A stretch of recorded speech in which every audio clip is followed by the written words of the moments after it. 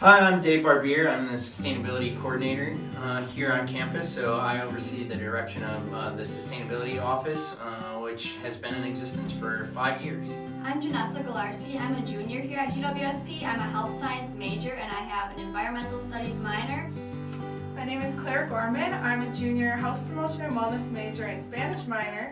So today we're going to be talking with you just about things you can do to be more sustainable and giving you some information that you might find interesting as it relates to why you should be making some of these decisions.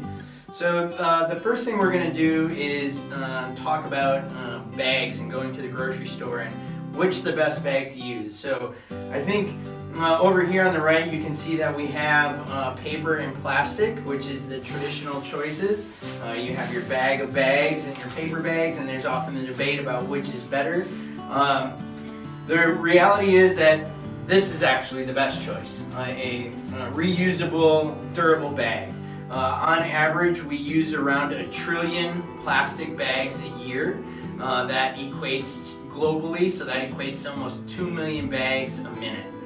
And even when you're in the store looking at buying your produce, we have produce bags that you can purchase nowadays too, and you can take those with you. Okay, so next we're going to talk about another easy way that you can be more sustainable in your everyday life that can actually save you money. But try to remember to bring your reusable cups and mugs. A lot of places like Quick Trip or Starbucks or probably many local coffee shops offer discounts for bringing your own mug. So that'll save you money and it'll also save the environment. Along with cups comes straws. So another big problem with, involving plastic pollution is plastic straws. In the United States, 500 million straws are used every day, which is a huge number. And a problem with this is that plastic straws really aren't recyclable because they're made of a composite of numerous different types of plastics. You know, there's different numbers like 1 through 7 of different plastics. So they're really not something that can be recycled, and they do end up in oceans, which is a huge problem that you've probably heard about. So sustainable alternatives are paper straws for one. They can be thrown away after your use, so as far as the convenience factor, keeping them in your car, your purse, your backpack, whatever you have with you, that's something I personally do. And another option that's a durable good that's sustainable as well is stainless steel straws. So here, a lot of cups come with them. You can also just purchase them on their own. Glass ones are another option, and that way you can just wash them and reuse them. All right. So next we're going to talk to you about composting and why it's important and what it really is. So here on campus, we compost, and compost is when you're taking organic materials that would otherwise be considered waste and turning them into kind of a different form of organic material. So one of the reasons that composting is important is because we have a significant food waste problem in the United States. And so about 40% of the produce and food that is produced in our country is wasted every year, meaning that it gets made and then it doesn't get into the mouths of the people who need it. And that's about over $200 billion economic impact alone when you think about it. So a couple of the different things we've got here. So this is a bucket that we use on our campus, and it's really intentional pour compost. But we have here a cat litter bin. This can just go underneath your kitchen sink or any other sort of, maybe your 5-gallon ice cream bucket, for example, is another good option of that. That can just go underneath there and then get thrown into your compost versus going into the landfill.